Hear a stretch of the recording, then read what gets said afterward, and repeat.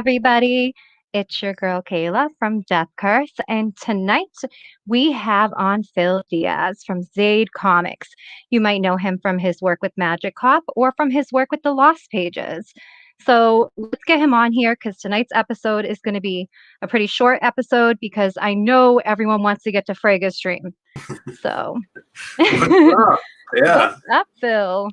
How's it All going? right. Thanks for having me. I'm so excited to finally be doing this show. Come on to Death Curse on a calm episode, you know. I'm excited to have you here because your book was the first book I ever backed on an Indiegogo project. That's crazy. That's awesome to hear. I love Uh, that.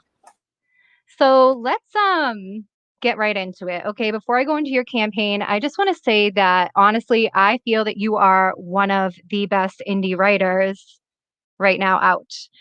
Your versatility, especially with the Lost Pages, being able to write from different perspectives for each character. I mean, some of your writing, it sounds like poetry, even. What is that like? What is your writing process like? Well, yeah, I'm a huge the first stuff I would write was actually poetry. I really like poetry. I'm a huge Poe fan, and I love Lewis Carroll's like nonsensical stuff. Like really big in it. I really wanted to do something like that in the future as well. But yeah, the Lost Pages was just this whole amalgam of me just trying to write different genres and different perspectives, and getting my love for mythology in there, and actually that story, the wild card story, which is he's on the ship and it's about sirens. That was actually based off of a poem that I had already written about sirens. And I'm like, oh, this would fit perfectly in that. So I could wrap that in there. So it was really experimental on that front. And I mean, the writing process, it's raining now. I don't know if you can hear all this rain outside my window. Okay, good. But my writing process, I don't know, I've had these specifically with those stories for so long, and characters I've been working with them. I just kind of am really comfortable with writing them now.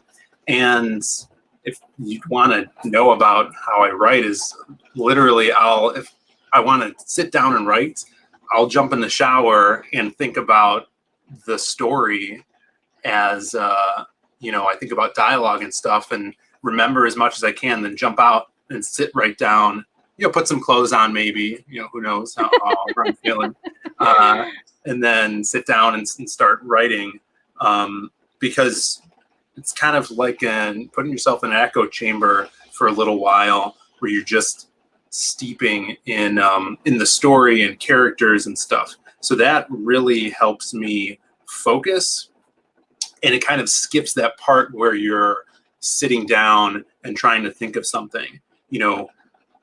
I'm already preloaded with all of those thoughts, so I could hit the ground running and not have that hiccup of where do I start. Yeah, that makes perfect sense to me. I mean, I think you also have done a lot of reading in your lifetime. You must have read various different things from novels to comics to manga, and that really shows in your writing as well, just due to the versatility. I mean, obviously, you do a lot of writing, but you have had to do a lot of reading as well. So, if that makes any sense. No, yeah, I'm a huge comic fan and just fan of video games and comics, and I was never really into manga, but kind of getting into it now for some suggestions of buddies and anime and stuff. I never was into any of that before, but kind of started with the X-Men animated series, and then as I was growing up, like Justice League, the Bruce Timm stuff, super into that. And then, going to school, I took a mythology class and just fell in love with that. I wanted to be a mythology teacher for a while.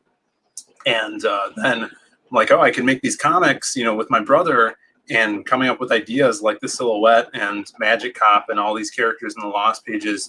Like, we could just make our own mythology, which is basically what it was. Excuse me. And I kind of wrap my love for that stuff, Greek mythology and stuff, into this character Wildcard. Like, he's going to be battling all those guys and stuff. And so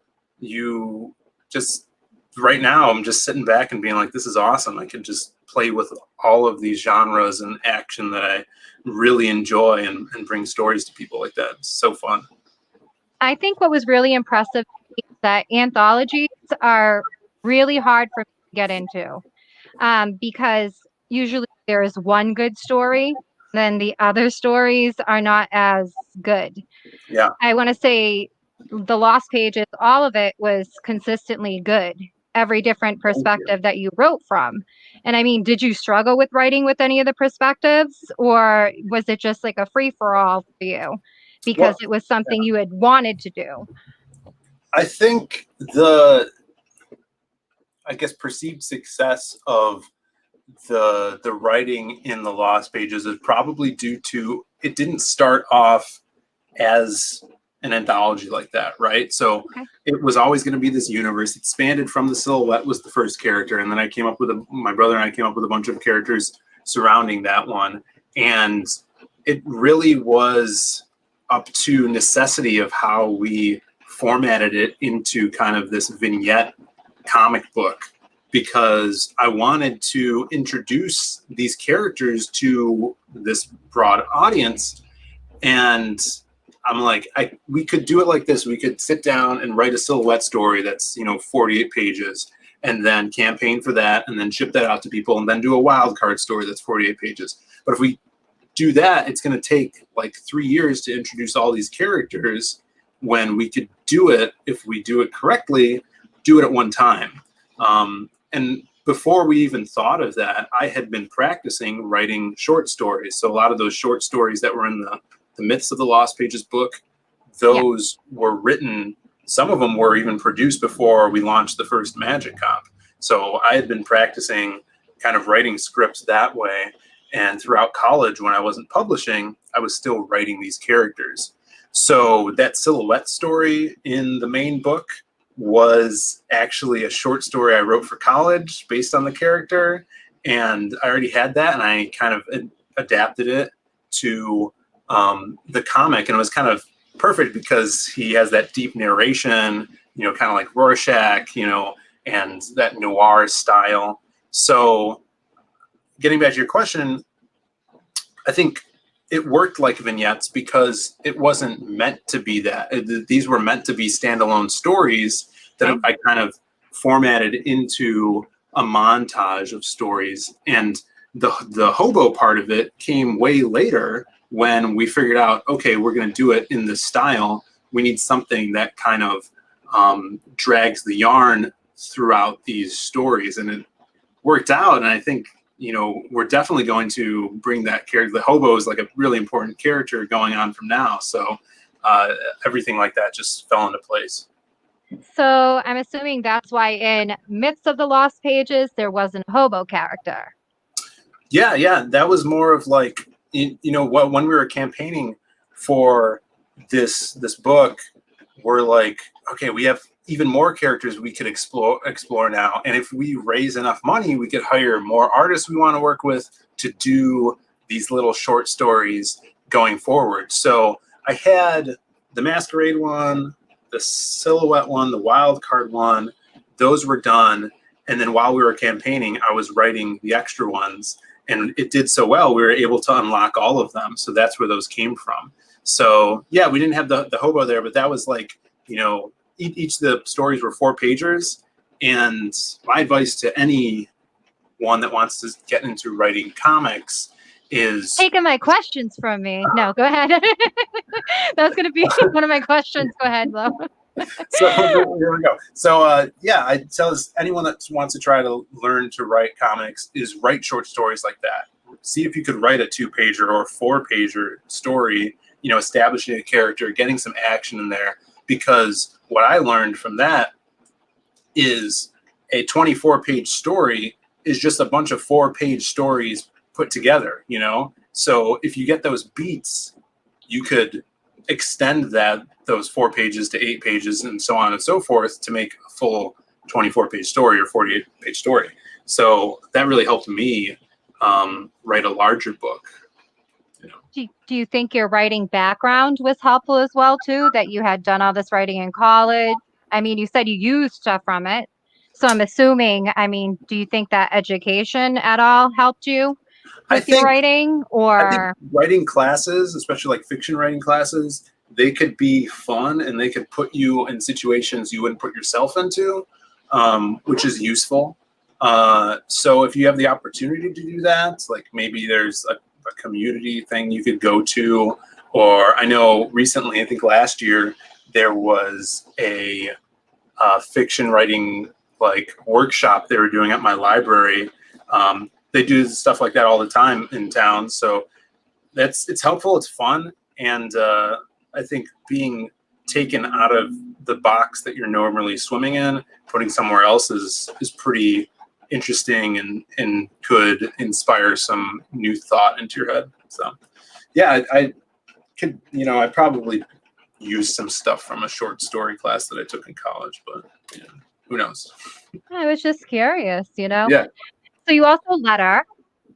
Yes. You Yeah. have I do lettered. I letters, mean, a lot of people I don't think recognize that. They may assume that your brother does some of the lettering because your brother does art, and a lot of people Mhm. assume the artist does the lettering, but you've done some lettering as well.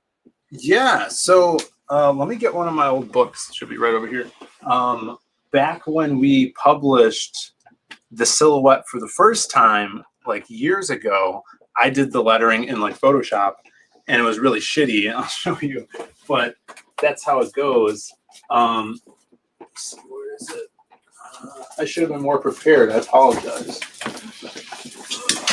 Oh, here it is. I'm ripping it. So this was a book, a floppy from 2014, the second issue of the silhouette, and Okay.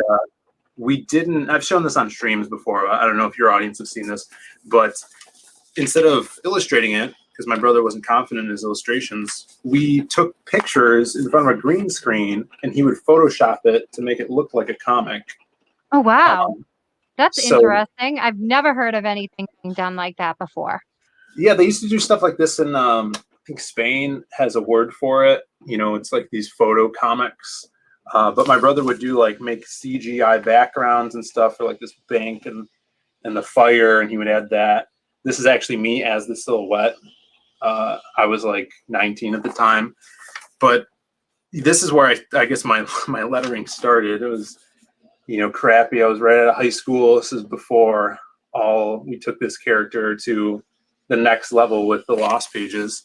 But yeah, when we did the first Magic Cop, that was our first thing getting back into comics after we did like the cons for a year in 2012 and 2014. When we got into crowdfunding, we did Magic Cop, I'm just like, I'll just do the lettering because I remember doing it in Photoshop, but now that we had a clip studio or manga studio, and their lettering tools in there are really, really helpful. And I did that and learned a lot from it. And then I was hired to letter my buddy Passion for Drawings book, Doom Fate. I lettered that whole book, and that was really fun. And yeah, I've just been doing it because I feel like lettering helps me feel like I'm more part of the project than just the writer, which is cool. So The writer, oh yeah, the writer's not important at all, I mean, you don't come up with any ideas. You didn't create the characters. You aren't responsible for building the world or the universe. Not an important but job. it lets me have some like art direction. I think Yeah. lettering is an art within itself. It Yeah. helps lead the eye to different places. I really like sound effects in comics. Yeah. I feel like recently, especially like mainstream comics, have stepped back from sound effects. I think they might think it's campy or tacky, but now when I'm reading books and there's no sound effects, it takes away, like, you don't feel the impact, right? And it feels kind of empty and stuff. And, I'm sure people would say, oh, but those could get in the way of the art. But if you have a good letterer, you're not going to notice them. It's not going to cover the art, but it's fun. It's also another way to kind of last second edit your dialogue because it's not running through someone else, it's running through me. So if I want to change something, if I think of something, a couple months after I've written the whole script and I'm sitting down putting the words on the page, then I could change it, maybe think of something better. and it works out for the better for everyone. I agree with that. I think it's interesting that you're willing to take on so many different jobs within the realm of comics. You know, a lot of people like to stick with what they do. And I want to say that about your writing too. That's what impresses me is that so many people, when they write a certain genre or write a particular character, everything that they write is similar. It's the same genre and it's the same kind of particular character, no matter what it is that they're writing. So I think that is overall what's very impressive. I mean, your characters from Magic Cop are obviously vastly different than your characters from the Lost Pages. Mhm. And with Lost Pages, another thing that was interesting to me was your use of different artists for each story. What made you decide to do that? Yeah, that was just, I think the spot we were in, right? You know, kind of learned, like with Magic Cop, we met a bunch of people. We got, you know, amazing amount of backers for our first book, and met all kinds of people in the CG network and these great artists, and became friends with them. And so it's like, wow, I just want to work with everybody now, you know? And we were able to do that because of Magic Cop. We were able to make the Lost Pages because we met guys like Joe Ball and everybody that we knew and that we put into the book. Like if you look at the campaign page and scroll all the way to the bottom, I listed out everybody that we worked with, and it's literally like 25 people, you know, between artists and colorists, between the main book, bonus book, and the trading cards. It was amazing. And I think because I wanted to put these characters together, and they're from different genres and different parts of the world and even different time periods.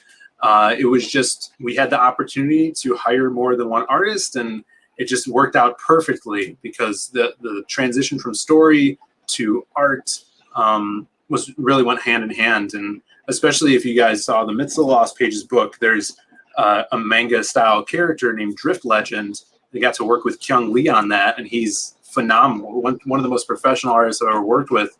And it was just so cool to have that opportunity because, you know, that was something new for me. I wasn't really into manga, but I had this character that I really wanted to do, and I learned a lot from it, and really can't wait to explore that character and all the other ones more.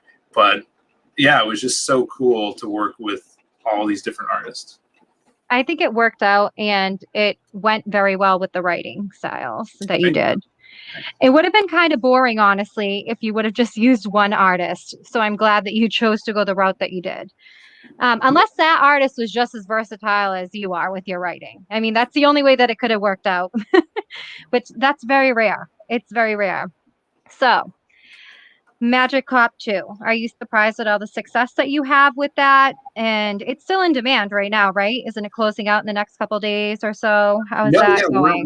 we're still in demand, and we're going to be shipping next month. By the end of the month, it's going to be so cool. I literally tonight after we get off here, I'm going to be lettering the last 5 pages, send it over to a copy editor. He's going to send me some notes, and then it'll be off to the printers. So it's going amazing. And yeah, I can't believe how well Magic Cop 2 did compared to the first one. It's just like this huge jump. We ended our 60 days for Magic Cop 1 with like $4,000, and we blew past that in like the first day for Magic Cop 2. It was so amazing. We never thought it would be like that. It's so cool to be sitting at where we are, to be having all the stuff we could give to the backers. It's just so fun because just like 3 years ago, Magic Cop was just an idea that my brother and I had about like some 80s video game, you know? So we're really grateful and love the reception we're getting from it. What do you think is the difference between your third campaign and your first campaign? Like, what do you think is the difference, or what was something big that you learned from your very first campaign to now, even going forward with your Lost Pages 2 campaign that's going to be out shortly? Yeah, so, when we did the first campaign, we didn't know what to expect at all. We're like, okay, we see this whole, crowdfunding scene booming, and how is the reception going to be to these two guys that no one knows, right? So we learned a lot with that, especially like your presence in the chat and social media, and relationship with your backers, because industry is one of the most personal from backer to creator, right? Like anyone at any time can email me if they, need to know something or have an issue with something.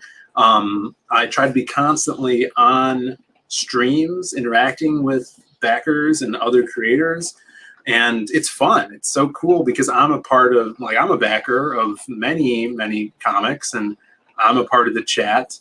And I think that is a key thing to be successful over here.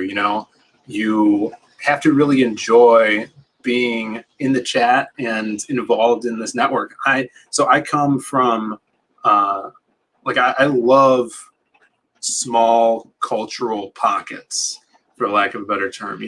I come from the fighting game community. For years I would go to tournaments and play Mortal Kombat semi-professionally. I was on a team and stuff, and Injustice, which is like the DC fighting game. And so I would travel to like Tennessee and Vegas and Florida and in Atlanta and stuff with my team. And it's a small community, so everybody. Like, you have friends from like Europe that you see once a year at the big Evo tournament in Las Vegas, and it's really cool. You have your own community language that people outside the community are like, what the hell are they talking about? And that's one of the reasons that I gravitate to CG so much, is because it's very similar to that. Like, you see people in the chat, and you shout them out and stuff, and your buddies and other creators, you hang out late at night and draw and create. It's so cool and very unique. It brings me back to those old days of going to tournaments, and I can't wait until cons pop up, and we do our own con. That would be so cool to see everybody there and meet. But I think one of the main things of what I learned now is that is such a huge part of the community or the network, and being successful, and really listening to everybody in the chat and reception. Like, there's people that have reviewed our books, and I love seeing those, because you get that direct reception to your creation.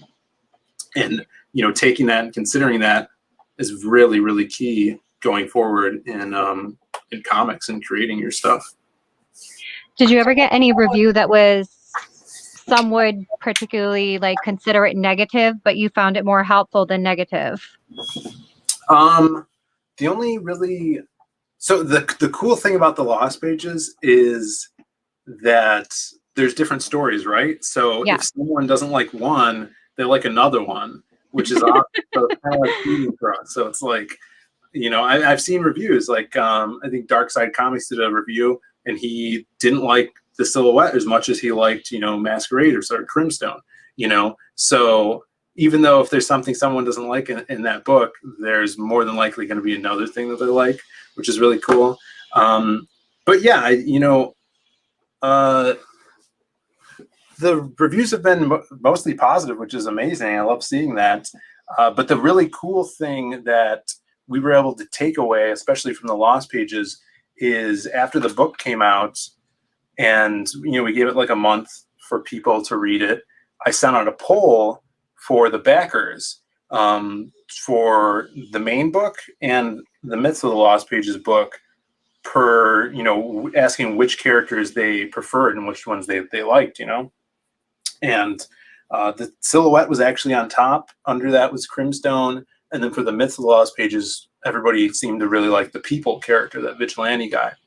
And so we took that data, and for the Lost Pages 2, we're focusing on those characters. So it's going to be the main book's going to be about the Silhouette. It's going to have cameos from Crimstone. We'll see a little bit of Masquerade in there as well, and then we're going to we're going to try to do an ash can that is solely about the people. So, having that direct feedback is awesome, really positive. And like I said, this is the only place you could really do that.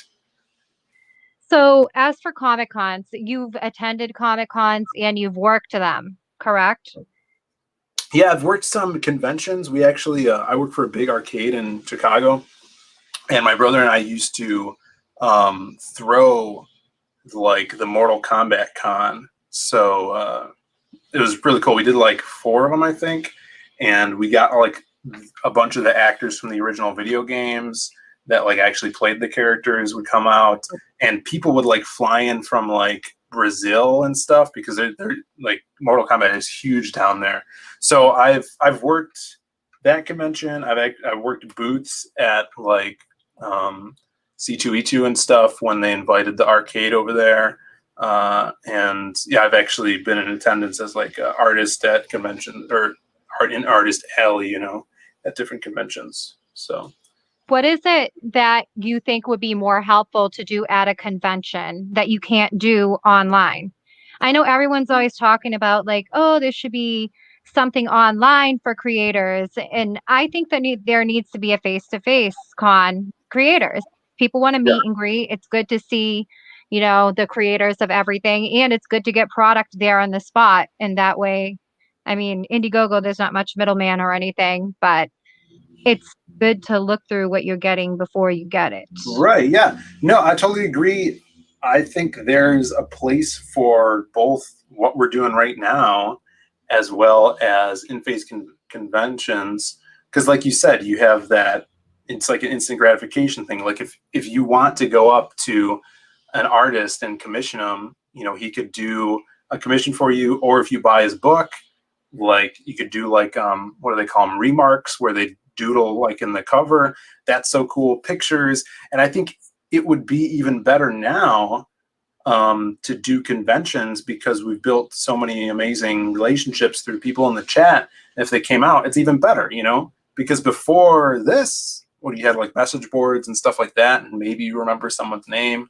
But this, like, if someone comes up and is like, oh yeah, I'm whoever from the chat, it's like, oh yeah, I totally remember talking to you and see you all the time in my stream. It would be so cool. I can't wait till we get to that, because that's going to be like the next level of everything that's going on here.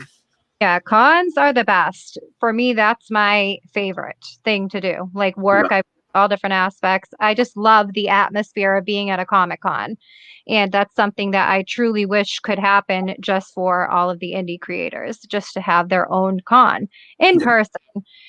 It's good to connect with people face to face. I find, like me personally, I am more of a face to face person than a person that does things online, just because even with tweets, everyone can interpret things however they want to interpret Sure. things. Mhm. Whereas face to face, you get to see a person for who they are and get to learn more about their personality.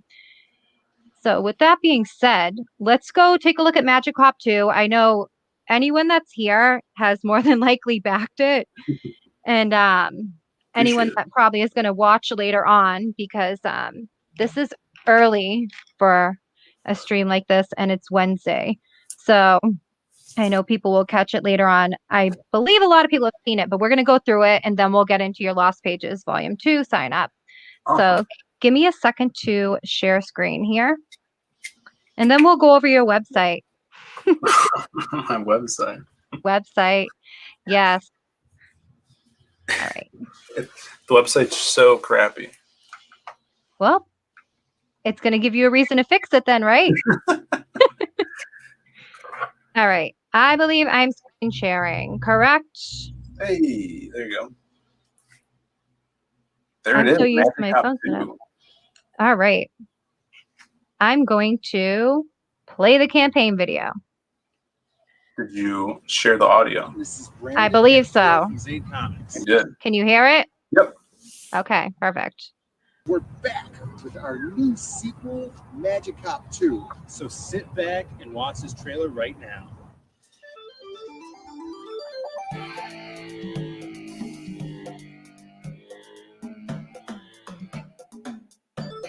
Magic Cop is everything you love about Halloween, smashed with everything you love about the 1980s. And in Magic Cop 2, all of our favorite detectives are back. Grey Wolf, the old-timer, Helly, the sexy witch, O'Hara, the half-leprechaun, half-giant, and Icky, the Magic Cop. This time, there's a new drug on the streets of Ambrosia. This special strain of pixie dust is giving its abusers magical powers, and it's up to the team to find out who's concocting it before the whole city runs mad with magic. But that's not all. Whoever's behind this has painted a target on the backs of the police, leading into a run-in with the city's most wanted contract killer, the Headless Hitman. This book's got a whole lot of action, a whole lot of 80s, and of course, fast cars, hot beach babes, and even hotter crime. The only detective with the spells to stop it is Magic Cop. Thanks for watching, everybody. And remember, we can't do it without your help. So hop on board. Let's go make some comics.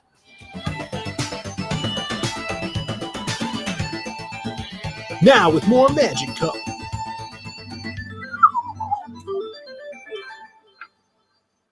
That is so catchy. It's very Miami Vice meets like Halloween Town almost. Yeah, that's exactly what the original idea was.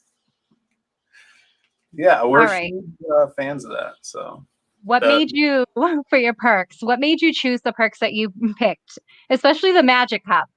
So the Magic Cup was like a huge deal. Everyone wanted this Magic Cup. yeah, So what is it about it?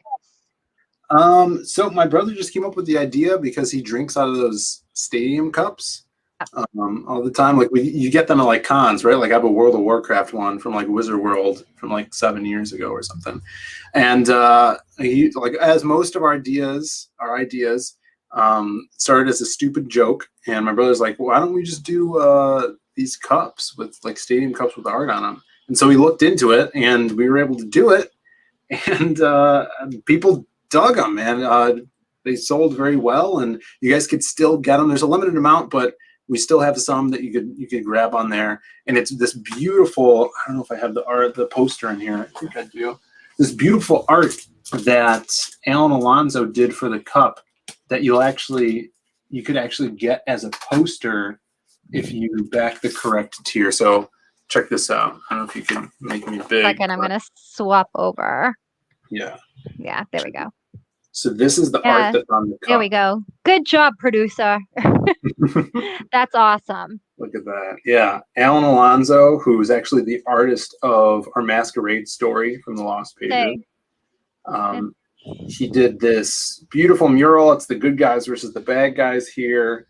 And it's on the Magic Cup, fully 360 around it. He also did our ash can. So the way to get this is if you back a perk that comes with the ash can, then this comes as a fold-out poster as well. You'll be able to hang that up. I was really excited because it's like a horizontal poster instead of the vertical poster. Pretty fun. I actually like the horizontal posters better than the vertical posters. When I was a kid, there was like a giant X-Men poster at the comic shop I ended up working at. And I loved it because it had all the X-Men on it. Mm-hmm. So. Those are so cool. All right, we're going to go back to your campaign here. Okay, so this is your featured perk here at the top. Yes. Oops. Clicked too fast. All right. So your featured perk here. What is in your featured perk? Because when I go to click on this, it's going to, oh, wait, there we go. Everyone's campaign is different on the computer. On the phone, it's all set up the same way. Oh, yeah. I kind of like how it looks better on the phone than it does look on the computer. That's my personal preference. You can like scroll through them side to side. Yeah, I love doing that. It would make it so much easier for me if it was like that when I'm sharing campaigns on StreamYard here. So, and Kelsey Shannon did the reprint to the first Magic Cup. Yes, I actually have the proof of that right here. It came out. Let's see it. So cool. This is Kelsey's beautiful reprint cover. Give me 1 second. I'm swapping over. You want to make that?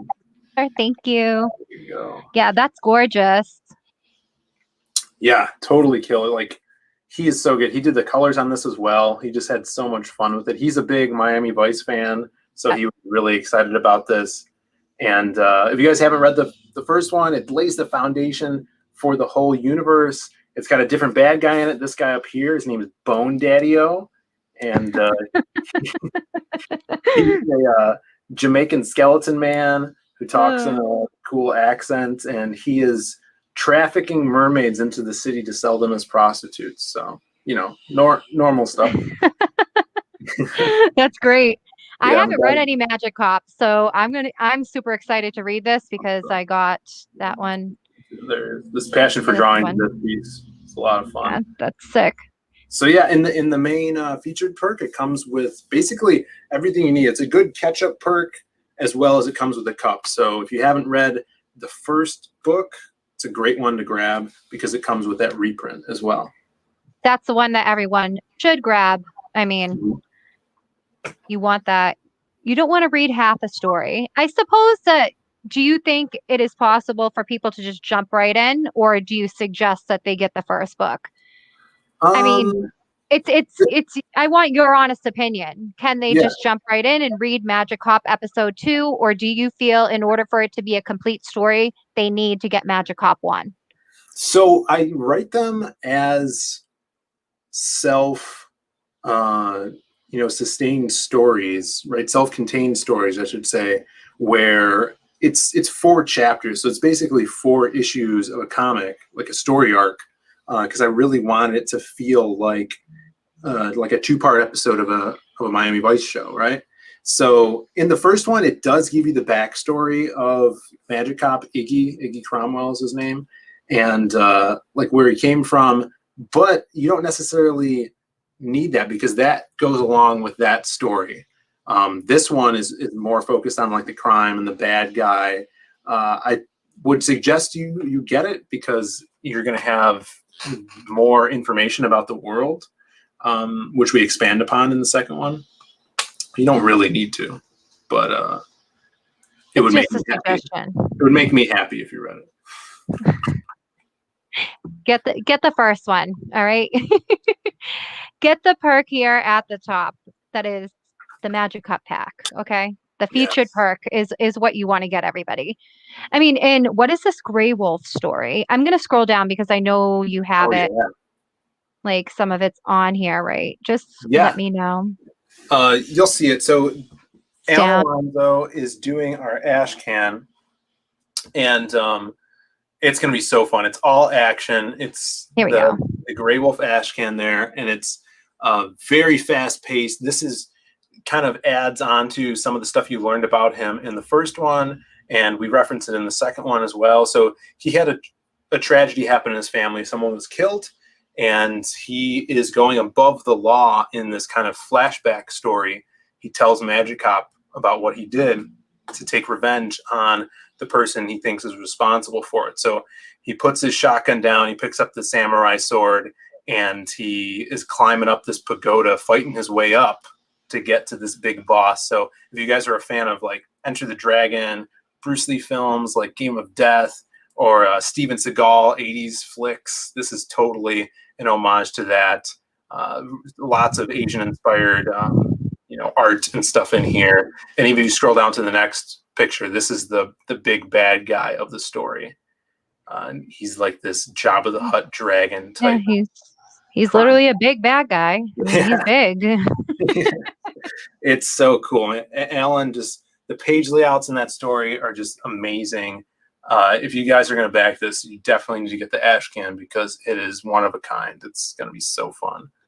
I know I got the Ash Can just because it said 80s Steven Seagal stuff, and I am a big Seagal person. The guys on Death Curse get on me all the time because I'm always like, Seagal. Yeah, he was something else. No, it's gonna be a lot of fun, and also in that too, we're gonna have behind the scenes stuff like character concepts as well as a bunch of fan art. So that's gonna be a lot of fun. Oh, that's awesome. So you hand selected, obviously, the artists that you thought did the best and printed them into it to give them an opportunity to go into print with their artwork. Mm-hmm. Yeah, that's what I'm assuming. Yeah.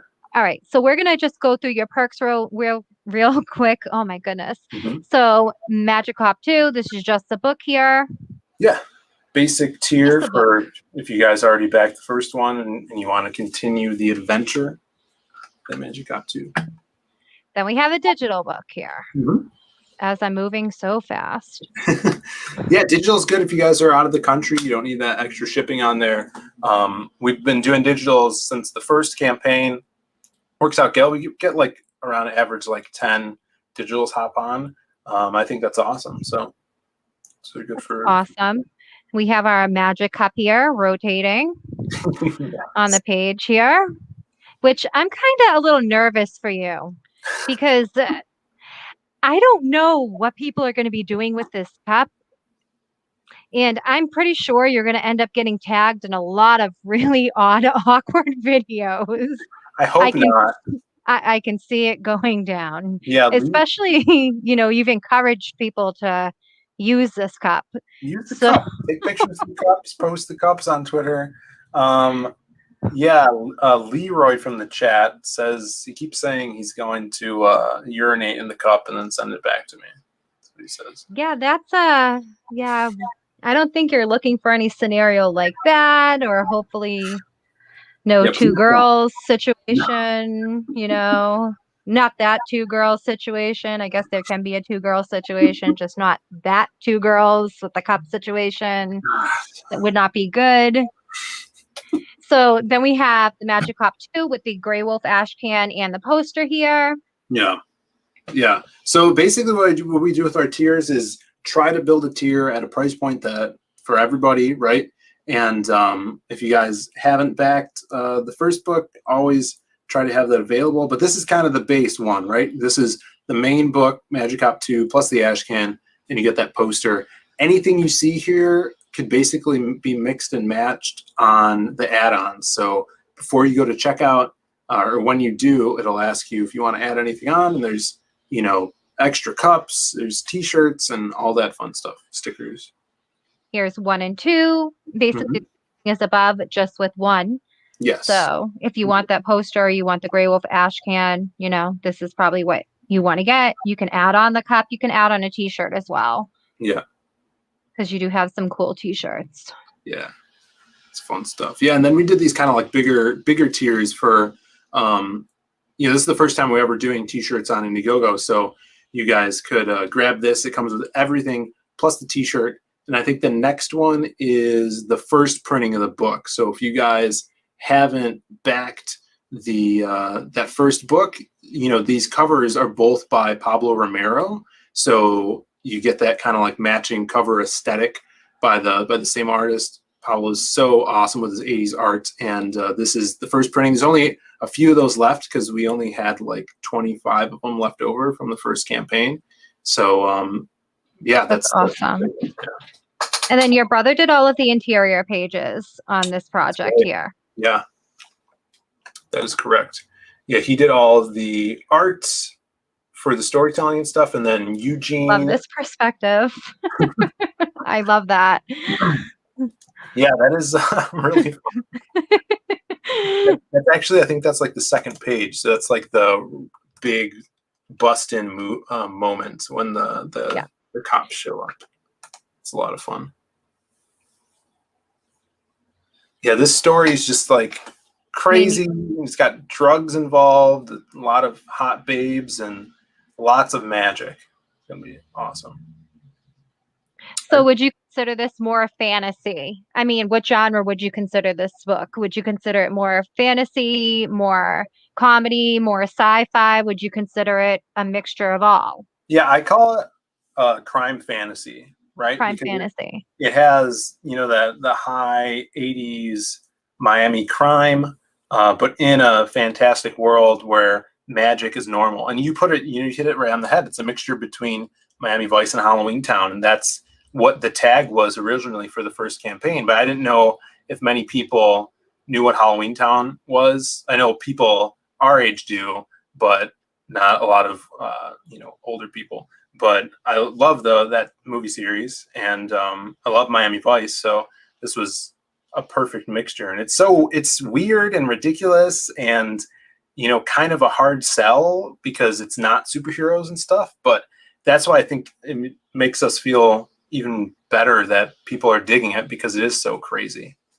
I mean, I think with your versatility in writing and just how strong of a writer you are, you have the capabilities to actually save fantasy as a genre and do a lot more. I mean, I know you have other stuff planned, obviously, other than just the Lost Pages and your Magic Cop stuff. I mean, I'm sure in the future, but I would Yeah. love to see you do some fantasy stuff, because I feel that all of your work is kind of there is a fantasy element to it, all of it. Mhm. And I would just like to see you go pure fantasy with something. I mean, That'd be I'm big fun. fantasy stuff and mythology. So, Yeah, I love that stuff. I love incorporating that. Yeah, I think in the future, that specifically is like the character Wildcard really explores that because he's from like Camelot and Merlin. Like he was apprentice to Merlin, so that's going to be a lot of fun diving into that stuff. Probably next year sometime. I mean, his part in the Lost Pages, when I come to think of it, it was almost done like it definitely is written like a poem, but it Mhm. definitely kind of in an aspect reminded me of the Odyssey, the way Mm. that it rolled out and just some of Yeah, the words in it, how the words were used. The rhythm, there's a rhythm to it. yeah, for sure. Read it. So I think, I mean, I know so many people. I wish I would have gotten you on earlier, and I'm going to get you on early next time for the Lost Pages too, just because so Cool. many people I know have already seen this. Yeah, And yeah. obviously, you're welcome to Death Curse anytime. So, Thank you. Yeah, I wanted to. I don't know if you could share my screen. I wanted to show this off. We just showed this off absolutely. today. Let me go to, yes, Spencer can do it. So this is an interior. Producer. This isn't an interior cover that I'm about to show. So what we do is, like I said, the book is 4 chapters, and each chapter has a cover. So I think this is the last chapter cover. If Spencer's All there right, to let's share see it. this. Yeah, he'll probably see it in 1 second. I have to actually close out of this Magic What Hop if he 2. died? I don't think he died. He might have went out for a smoke. He might have went out for Or a, his house got struck by lightning? or that. I mean, I think he's still here. Though. I hope so. Give me a second. Oh yeah, he says he'll be back in a few minutes. I knew it. I knew it. So I'm not going to be able to share anything right That now. was 2 minutes Pretty much, ago. we'll just wait a couple of minutes. We can chat. All right. Yeah. So, Lost Pages Volume 2. What can people expect Yes. from Lost Pages Volume 2? You're in your sign up process. Everyone that's here should go and sign up for it. I mean, the first one was phenomenal. The myths from the Lost Pages were really good. I preferred. I'm trying to think. Like I shouldn't say preferred. I preferred having the hobo in the story. All right. Yeah. I'm not going to lie to you, sugarcoat it. I liked you having the hobo in the story, narrating it. So Mhm. that was the only thing with Myths from the Lost Pages that I felt was missing was that hobo character. And I think it would be awesome if at some point you delve more into him because he has to have some kind of awesome, really cool backstory to be carrying around that book. Yeah. He has Yeah. to be either descended from somebody or possibly, the book is passed down. I mean, I'm waiting to see if you'll ever do it. And I always try to figure things out in the meantime. But Yeah. what can people expect from the Lost Pages Volume 2? I'm assuming you might have some new characters you're going to introduce. And So what yeah, can you talk about? What can you talk about before this so, campaign drops? so what we wanted to do now that kind of like the characters are established and the universe is we wanted to dive into the characters a little deeper, like specifically. So this next book we're focusing on the silhouette. So the bulk of the story is going to be a story about him kind of fighting his first supervillain, and that's going to be the new character we're introducing. I'll actually get something ready for when Spencer gets back. I Because mean, yeah, what's up? were you surprised that the silhouette was the most popular? I mean, for me, I found his character very interesting because I mean, they say that he's made from darkness in an aspect, but we know that light cannot exist without darkness. Hmm. So there's that kind of mystery to him, you know? There is no darkness without light, and there's no light without darkness. Do you Yeah. get what I'm saying? If that makes any sense to you. Yeah, And for Spencer sure. is back. He's back. All right. It's time. What are we looking at? What are So we all seeing here? this is the This is silhouette. awesome. This is a new illustration by Maxie, who's our silhouette artist, and this was kind of like his another conceptual look at him. I really wanted this running at the camera pose because I saw a Love cool that. pose like that. So he was just getting back in the swing of things with this character, and he's already done some amazing pages. I think we have a lot of pages done already, so we're just still working on getting pages out and completed. So yeah, it was really cool to see that everybody gravitated towards the character that started the whole company for us. Like the silhouette was the first character we came up with for Zaid Comics, and so we're diving into his story. He's a very mysterious character. He's basically like a specter. You know, he had a life at one point, but he doesn't remember it. And that kind of haunts him. Like he wants to know who he was when he was alive, but he has this urge to rid the streets of, you know, sin. And he's a crime fighter. He wants to bring people to justice. If you read the first story, he's very much sees things in black and white. Mm-hmm. That's why we kind of made his stories in black and white. So if you're an evildoer, you're going to be put down. It's kind of like that old school justice style. And if you are just an innocent person living out your life, then he's not going to bother you, you know?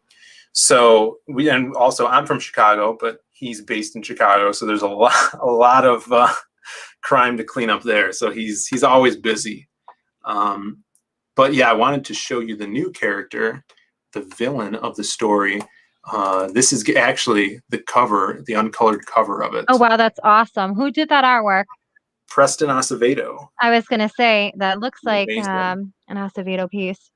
That's The gorgeous. amazing Preston. Yeah, in color, it looks even cooler. I can't wait to show it off in color. But I don't even think it needs the color, to be honest. I mean, his work is so good, just the black and white. I mean, I'm curious to see what it looks like with the color, but that looks amazing as is. So this character here, his name is El Dorado, and he's the bad guy. So he is this ex-military guy who was thrown out of the military for kind of like piracy and, you know, stealing gold overseas. So he's obsessed with gold. And in this story, he has this gang, and they go and rob a bank that is holding up these ancient golden artifacts to go into this museum in a couple weeks. And he gets his hands on those. And some of those are magical, and they give him abilities. And at one point in the story, something happens, and his own magic blows off the bottom part of his face and melts his skin off, and it plates his jaw and teeth gold. So he's a very striking character. And I think I have this is some promo art. This might be like the back cover or something, but this is by an artist named Avery Buttersworth. Oh, that's really cool. And you could see the gold jaw here, the silhouette. And we got a little Crimstone cameo on the back. But yeah, it's going to be super fun. We're going to see other characters like that. And as you can see, the hobo, he's up here in the corner. We're going to see the hobo. And I was at first going to keep it just one artist for the silhouette thing, and it was just going to be all like that. But the backers really loved the aspect of the multiple artists and kind of different stories. So we're keeping it as much as like that as we can. So Avery is going to be doing the hobo part of the story, which is like the intro. We have a fight sequence with Crimstone in there, and then someone that you're following in the story runs into the hobo. The hobo tells this tale about the silhouette to try to teach. It's actually this kid here a lesson about greed, and then that's like about 56 pages, and then it goes back into the hobo story. So kind of trying to keep what people loved about the first book in the second book, and put a lot of kick-ass silhouette action into it. Is there any way that, how am I going to put this? Basically, like, do you ever feel that you can somehow combine Magic Hop with a Lost Pages book at Uh, some point? Or yeah. do you want to keep them completely separate entities? No, there's actually there may be a character that jumps universes, and it might actually be in Magic Cop 2. And I've talked about it a little bit on some streams, so people might know what I'm talking about. But yeah, I mean, these are two different universes, but I mean, as you know, there's a lot of magic going around, so who says they can't jump over, you know? I mean, anything is possible. That's right. All right, let's take a look at the silhouette sign up here. Give me 1 second to share my screen. Sure, yeah. Unless there's anything else that you want to share. Yeah, I could show some more stuff. There's not a lot on the sign up. People, you know, totally free to sign up. I actually have a lot of more stuff that. Yeah, actually, let's take a look at this stuff first, and then we'll go to the sign up before we end. So this is another interior. This is an interior page that Avery drew.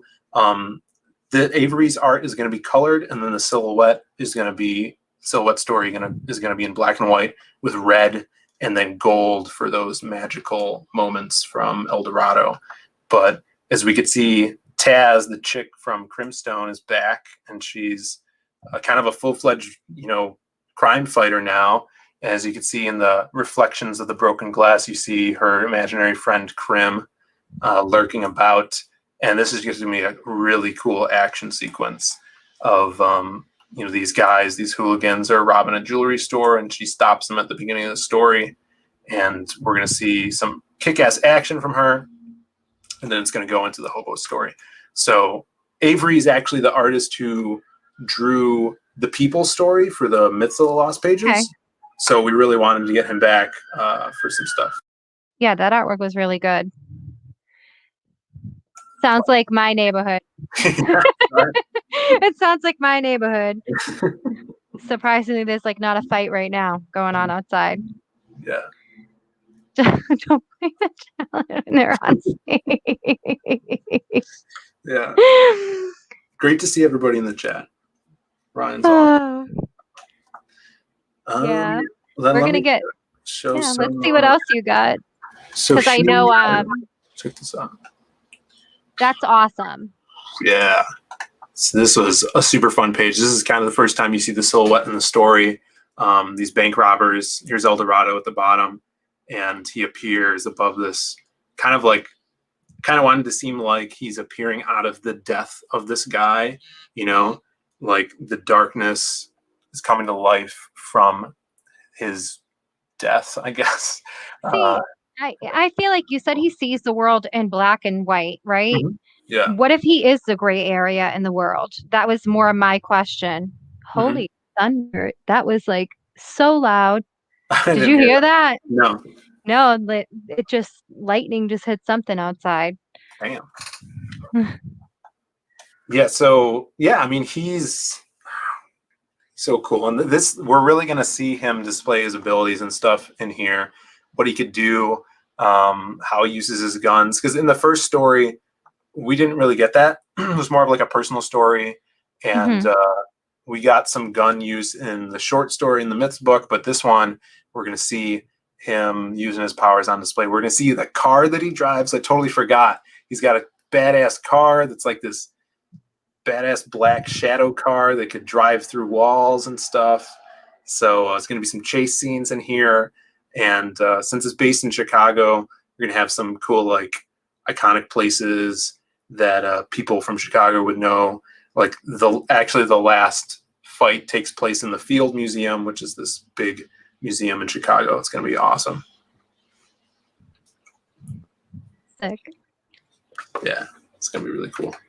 So yeah, people sign up. It's totally free. We're going to get probably do a secret perk for people that have signed up and a trading card as well. I'm just going to show it off real quick. Yeah. I didn't get to show off your beautiful website, but at least you're motivated to go fix it now, to work on it. You gotta keep up with it. It's not bad though. It's really not bad. It's just very So simple. It used it's to have just more stuff simple. on it. Yeah. All right. There you go. I And there's some find I, little stuff here. so let's see. I heard Come on. that. Yeah, it's like I don't know, gunshots or fireworks or lightning. Any of them. All right, so the hobo is back to tell the tales of the Book of Lost Pages. This time focusing on the silhouette. When a man obsessed with greed is consumed by ancient gold, he becomes the supervillain known as El Dorado. But even he does not know of the darkness shrouded within the silhouette. Some good writing right there. It's some great writing. Who is the silhouette? Man or specter, with his past cloaked in mystery. Even he is unsure of who he once was. The minds of the scum and the souls of the vile know nothing of the darkness shrouded within the silhouette. All Yeah. right. And then your Zaid comics on everything. I mean, I know that your brother has a separate thing, but Yeah. sign up for this. You want perk, everybody. You just want this book in general because the first one it was so phenomenal. And I'm assuming you're going to be offering that this campaign as well, right?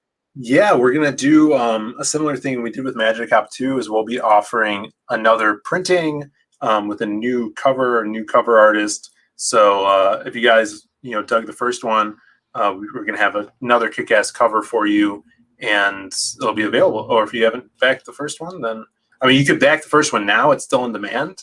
We ship them out like right away. We'll ship them out tomorrow, and you'll get them in like a week because we still have some. But yeah, we'll be offering the first one as well. That's awesome. And Simon Bisley did the cover, Yes, guys. I mean, you get to work with some really cool people. So, yeah, I I mean, don't know why. I don't know why I get to work with people like that, but it's awesome. Simon Bisley was kick-ass to work with. He's so cool, and I'm sure we'll work together again. I want to do another cover with him eventually. well, I know that you're going to be on Ryan's show, The Comic Ship, on Monday. That's right. So, and then I also know that you host your own show on Monday nights. Yeah. We at like 10 o'clock Eastern, we have our Hardline show, which is just us, bantering. And it's my brother, myself, and a bunch of guys like Joe Ball comes on sometimes, Sim, Mark Middleton, Sweens is on and stuff. So a bunch of cool artists, and we just hang out and talk about what's been going on over the weekend and start the week off right. So definitely watch Ryan Winn's show and the Hardline on Zaid Comics. Sub to that channel.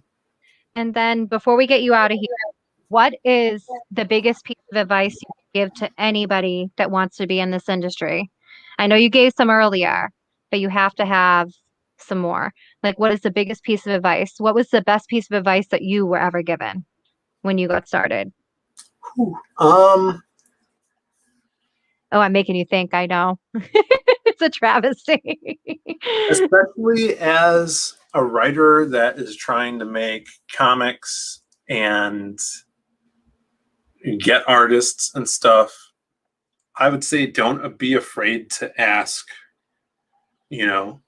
questions, ask for advice, ask for help or art, asking artists that you may think are light years above your head, and don't be discouraged by that. Just ask, because if they say no, it's no, and then if they say yeah, then you have a Simon Bisley cover,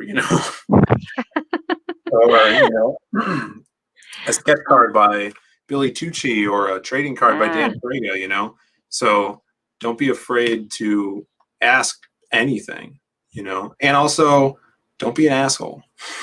There you go. All right, everyone.